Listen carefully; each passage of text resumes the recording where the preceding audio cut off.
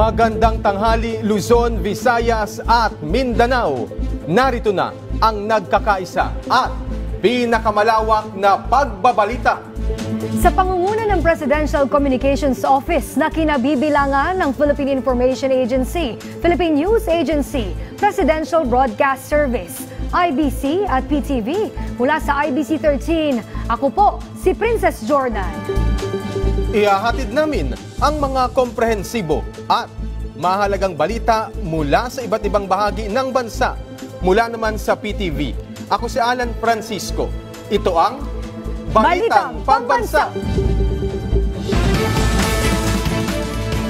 Ngayong tanghali sa Balitang Pambansa, panukalang higit 3.5 trillion pesos na pondo para sa susunod na taon. Niratipikahan na ng Kongreso 2025 National Budget. Inaasahang malalagdaan ni Pangulong Ferdinand R. Marcos Jr. bago magpasko. Ilang residente sa Negros na apektado ng pagputok ng Bulkang Kanlaon, nakaranas ng iba't ibang karamdaman. DOH, tiniyak na tinutugunan na ang pangailangang medikal ng mga bakwit. Inflation outlook ng Pilipinas ngayong 2024, ibinaba ng Asian Development Bank. Mataas na growth projection naman sa ekonomiya ng bansa na panatili. NFA, tiniyak ang masaganang supply ng bigas ngayong holiday season. At sunog, sumiklab sa dating gusali ng ACT Theater sa Cubao, Quezon City. Ang update niyan, alamin. Una sa ating mga balita, tiniyak ng PAGCOR na simula December 15, kanselado na ang lahat ng lisensya ng mga POGO sa bansa. Kasunod na rin yan ng direktiba ni Pangulong Ferdinand R. Marcos Jr.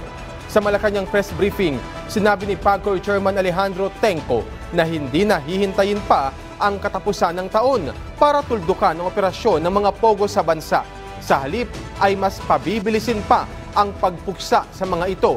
Mahigpit ding tinututukan ng mga kinauukulang ahensya ng pamahalaan ang paglipana ng guerrilla operations ng POGO o mga patago nilang operasyon. Muli namang iginiit ng gobyerno na walang magiging epekto sa ekonomiya ng Pilipinas ang pagtigil sa operasyon ng mga POGO. Kasado na rin ang isasagawang job employment caravan ng DOLE para sa apektadong POGO employees. Meron pa rin pong matitigas ang ulo, and we are looking at around 100 plus. So yun yung mga rogue POGOs na tinatawag namin. Ang mga dating POGO workers yan na nagsama-sama, tapos gumawa ng maliit na POGO hub o POGO operation sa isang bahay. Pwedeng ito ay sa isang apartment, pwedeng sa isang resort.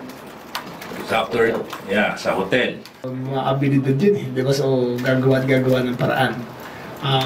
Sa aming estima, madali sila mahanap, madali silang pigilin, at as to the President's instructions, we will make it very difficult for them until they say that it is no longer worth operating in the Philippines.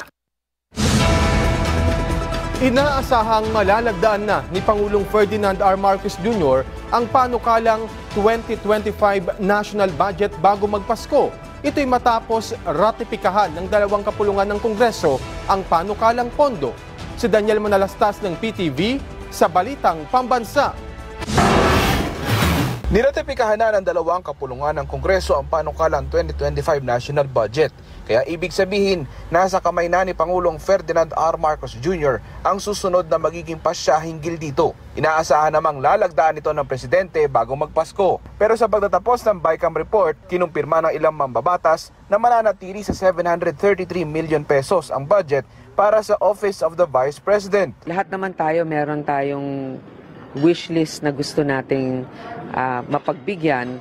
Pero sa huli, mananaig din yung mayorya. Inexplika ko naman sa kanila na meron namang pagkakataon yung Office of the Vice President na tumulong pa rin. Meron silang social services allotment na 600 million. Sa budget naman ng AKAP, nanaig ang mga kongresista na mapanatili ang pondo para rito. Pero sabi ni Senator Grace Poe, may bawas na. At ngayon, pati mga senador... Dati ito ay sa House initiative lamang. Pero bilang co-equal body at para naman may transparency, ang Senate ay meron ding pagkakataon na makatulong sa pamamagitan ng AKAP. Initial amount na hinihingi ng House na 39 billion, if I'm not mistaken, medyo napababa natin sa about 26 billion or 20 plus billion. At the end of the day, it's the executive budget to, hindi naman legislative budget to. We can only do so much in terms of referrals, but it's the execution of the executive side will matter. Iba-iba naman ang pulso ng mga mambabatas pagdating sa budget ng PhilHealth. Sabi ni Poe, mayroon pang reserve funds ang ahensya. Sa ngayon, ang PhilHealth ay hindi nabigyan ng budget sapagkat kailangan nilang gamitin muna yung kanilang reserve fund. Yun nga lang, yung legality ang baka ma-question kasi nga nasa batas yan. Pagtitiyak naman ng liderato ng dalawang kapulungan ng Kongreso, sisiguruhin natin na ito ay magagamit ng wasto at may direksyon para sa pinabang din ng taong bayan. Hindi po dahil sipsip ang Kongreso, hindi dahil sumusunod lamang, sunod-sunuran lamang ang Senado at Kongreso sa kagustuhan ng Pangulo. Mula sa PTV, Daniel Manalastas, Balitang Pambansa. Balita mula sa Philippine News Agency. Inaprubahan na ng Kongreso ang higit 6.3 trillion pesos na proposed national budget para sa taong 2025. Dahil dyan ay nagpaabot ng pasasalamat si Department of Budget and Management Secretary Amenah Pangandaman dahil sa maagap na pag-aproba ng Kamara at Senado. Buong puso ring pinasalamatan ng kalihim sina Senate President Chiza Escudero, House Speaker Martin Romualdez, Senate Committee on Finance Chairperson Senator Grace Poe at iba pang mambabatas dahil sa kanilang suporta at pag-navigate sa complexity ng budget formulation at deliberation nitong nagdaang mga buwan. Mababatid na kasama sa proposal ng 2025 General Appropriations Bill ang pagbaba sa budget ng Office of the Vice President. Gayon din ang pag-reduce sa budget na naka-allocate sa ayuda sa Kapos ang Kita o AKAP program. Samantala sa ngayon ay hinihintay na lang ang paglagda ni Pangulo Ferdinand R. Marcos Jr. sa proposal. Inaasahan na pipirmahan ito ng Pangulo sa darating na December 20 ngayong taon. Nakapagtala ang Philippine Institute of Volcanology and Seismology ng 2 volcanic earthquakes sa Bulkang Canlaon sa nakalipas na isang araw. Ayon kay PHIVOLCS Director Teresito Bacolcol, mas mataas kumpara kahapon ang ibinuga ng bulkan na sulfur dioxide na aabot sa 7,019 tons per day. Bumaba rin ang naitatalang volcanic earthquake sa bulkan. Mayroon din naitalang 3 ash event na aabot sa 100 metro ang taas ng plume. Pinangangambahan na rin ng PHIVOLCS ang posibleng magkaroon ng magmatic eruption sa Canlaon. Nananatili pa rin ang Bulkang Canlaon sa Alert Level 3. Yun din po yung kinatatakutan natin na sana na hindi naman mangyari. Huwag po sanang magkaroon ng magmatic eruption. And ang kaya tayo nagtaas ng Alert Level 3, ibig sabihin ng Alert Level 3 is may pwedeng magkaroon ng hazardous eruption in the following weeks. So sana hindi naman po ito magtuloy-tuloy. Iba't ibang karamdaman na rin ang nararanasan ng ilang residente kasunod ng pagputok ng Bulkang Canlaon. Ayon sa Department of Health, kabilang narito ang hirap sa paghinga, maging anxiety attack. Tiniyak naman ni DOH Undersecretary Gloria Balboa na tinutugunan na ito ng kanilang health personnel na nakatalaga sa evacuation centers, habang magpapadala rin ng karagdagang medical supplies ang DOH Central Office sa Negros. Samantala, mayroon na ring nakalatag na worst case scenario planning ang Office of Civil Defense sakaling itaas sa Alert Level 4 ang bulkan, kung saan aakyat pa sa 139,000 na individual o katao ang posibleng ilikas. Based sa recommendation na rin ng PHIVOLCS, we are doing already a worst case scenario planning wherein umaabot na yung aming planning na hanggang 10 kilometers. That will require additional evacuation centers, require additional food assistance and the likes, no? Kasi hindi naman yan after mag-erupt ay babalik na sila kaagad. We still have to assess what happened doon sa mga areas na tatamaan ng worst case scenario or yung very violent eruption. Kaligtasan pa rin ng mga evacuee sa La Carlota City ang prioridad ng lokal na pamahalaan. Ang ilang bakwit gusto nang makauwi para makapagdiwang ng Pasko. Si Joy Camar Gabrido ng Radyo Pilipinas para sa Balitang Pambansa. Marami sa mga bakwit sa La Carlota City sa Negros Occidental ang nais nang makabalik sa kani-kanilang tahanan ngayong nalalapit na ang Kapaskuhan. Kaya naman ang lokal na pamahalaan magsasagawa muna ng City Disaster Meeting mamayang hapon bago magpasya kung papayagan ba silang makauwi. Kung kailangan, kung mag-prediction nila na magtataas yung level ng unrest, so dito na sila muna magpasko siguro sa evacuation center. Pero kung bababa yung level ng unrest in the next few days, pwede silang, gusto na silang umuwi kasi Pasko at saka New Year, gusto nila mag-celebrate doon. But then, safety is the main concern na yung kasiyahan. Tiniyak naman ng La Carlota City LGU na sapat ang food packs at inuming tubig sa 6 na evacuation centers para sa mahigit 2,000 evacuees. Bukod dito, may mga doktor at gamot din sa mga evacuation center para matiyak ang kaligtasan at kalusugan ng mga bakwit. Wala namang reported na hospital at saka meron naman kaming doktor at mga gamot doon sa mga evacuation center. The usual cough at saka the usual sipon, lagnat.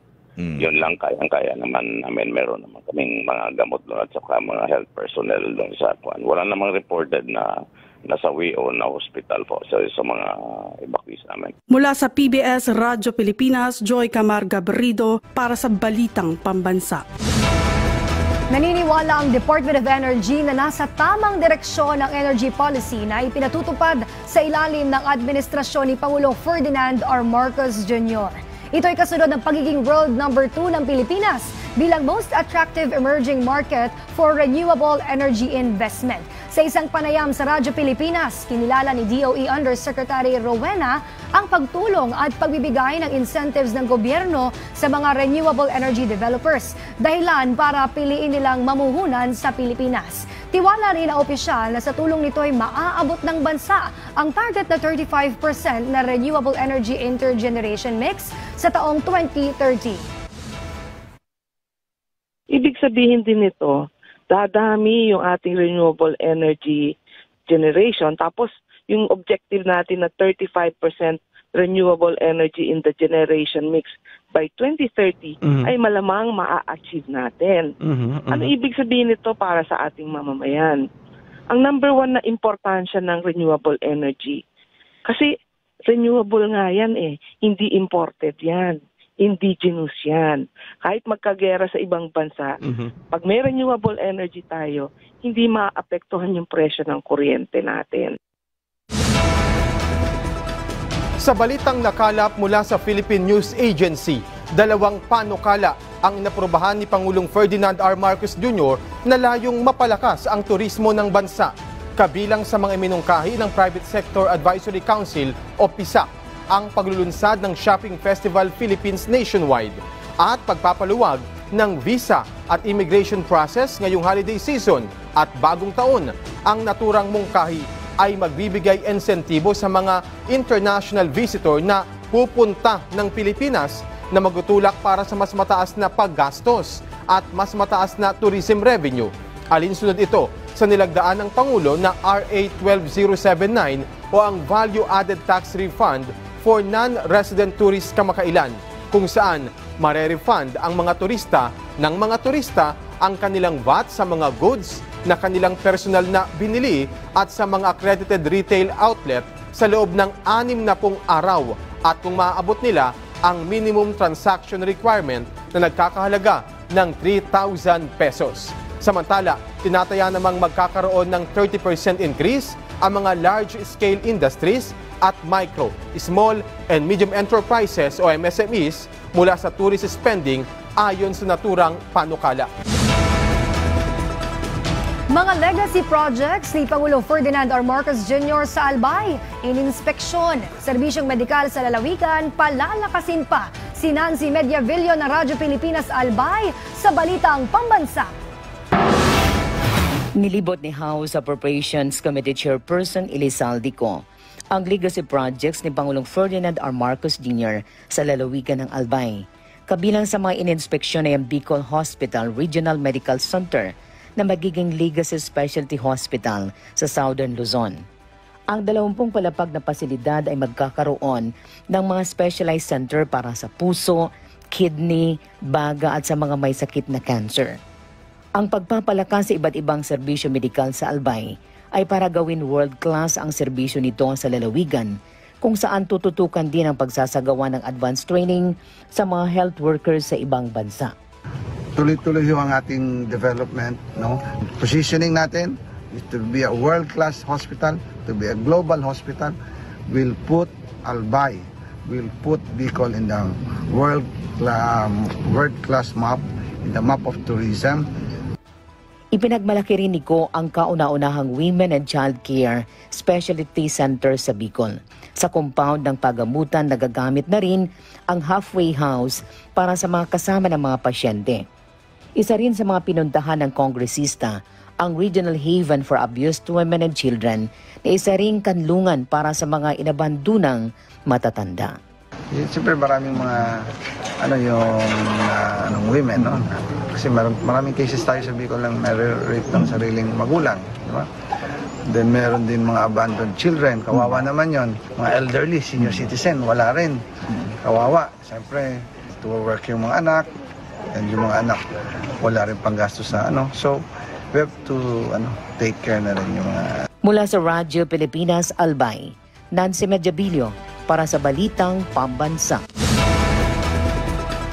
Dating gusali ng ACT Theater sa Cubao, Quezon City, nasunog kaninang umaga. Ilang residente naman na nakatira sa gusali ang agad na inilikas. Si Isaiah Mirafuentes ng PTV sa Balitang Pambansa, live. Na tinupok ng apoy ang dating ACT Theater dito sa Cubao na ngayon ay isa ng commercial building at dormitoryo. Nagngangalit na apoy, yan ang tumupok sa bahagi ng dating ACT Theater dito sa Aurora Boulevard, corner edge sa Cubao, Quezon City. Pasado alas 6:30 ng umaga na magsimula ang sunog. Nagsimula ito sa ground floor ng establishmento na isang tindahan ng ukay-ukay na damit. Mabilis na kumalat ang apoy dahil sa puro light materials ang laman ng gusali. Dormitoryo ang ilang palapag ng gusaling nasusunog at labis daw ang naging taranta ng mga nakatira doon. Namin yung isang bubong na malapit doon yung baba ng tangke. Doon, tinalon na namin yun. Maging ang mga residente na nakatira sa paligid ng isang kondominium na katabi ng ACT Theater ay lumikas din dahil sa makapal na usok. Naging pahirapan ang pagkapula ng apoy dahil sa kulob ang gusali. Kaya 2 sa mga bumbero ang kinailangang isugod sa ospital dahil sa nahirapang huminga. Gumamit na rin ang BFP ng lobe o isang malaking blower para mahigop nito ang usok sa loob ng nasusunog na establishmento. Wala lamang naiulat na nasawi dahil sa sunog dahil nakalabas naman agad ng mga trabahador sa ukay-ukay at mga nakatira sa dormitoryo. 6-story ang building, ngunit isang palapag lamang ito ang fully damaged habang ang ikalawang palapag ay partially damaged. Inaalam pa ng BFP ang pinagmula ng apoy at kabuuang halaga ng pinsala. Pagpil po ninyo, wala pong mga bintana. Meron naman pero maliliit po. So pag bumubomba po ang ating mga bombero, yung usok ay bumabalik. Wala pong ventilation.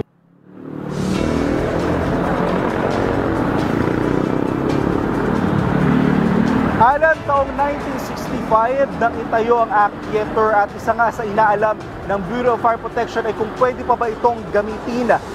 Kanina isinara rin ang ibabaw na bahagi ng EDSA sa Cubao at tanging sa Aurora Underpass lamang nakadaraan ang mga motorista. Ngunit mag-aalas 12 ngayong tanghali binuksan na rin ito. Hanggang sa mga oras na ito, Alan, ng fire under control pa rin ang nakataas sa alarma at anumang oras ay ibababa na ng BFP ito sa fire out. At yan muna ang latest update mula dito sa Cubao, Quezon City. Balik mo na sa iyo, Alan.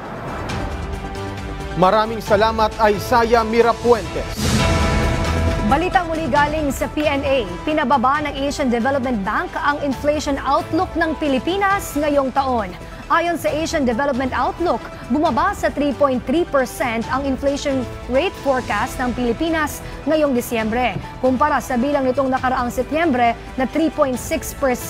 Ang pagbabago ay bunsod umano ng pagbaba ng pamahalaan sa taripa ng mga imported na bigas na naging malaki ang tulong sa pagtaas sa presyo ng mga pagkain. Tinataya namang nasa 3.2% ang inflation outlook ng ADB para sa taong 2025. Nananatili rin ang kanilang GDP protection o projection para sa domestic economy ng bansa ngayong taon at sa 2025 ng 6 at 6.2%. Samantala, giit ng ADB, naging malaki ang tulong ng pag-moderate ng inflation at monetary policy para sa paglago ng ekonomiya ng bansa. Masagana o maganda ang supply ng bigas ng National Food Authority, NFA, ngayong holiday season. Yan ang tiniyak ni NFA Administrator Larry Lacson sa programang Mike Abe Live sa kabila ng magkakasunod na bagyong tumama sa bansa nitong mga nakaraang linggo. Ayon kay Lacson, maraming stocks ng bigas ngayon para sa mga kabahayan, pribadong institusyon at sa NFA mismo. Sa NFA, ang buffer stock ng bigas ay nasa 5.489 million bags ng katumbas na bigas na kayang suplayan ng buong bansa.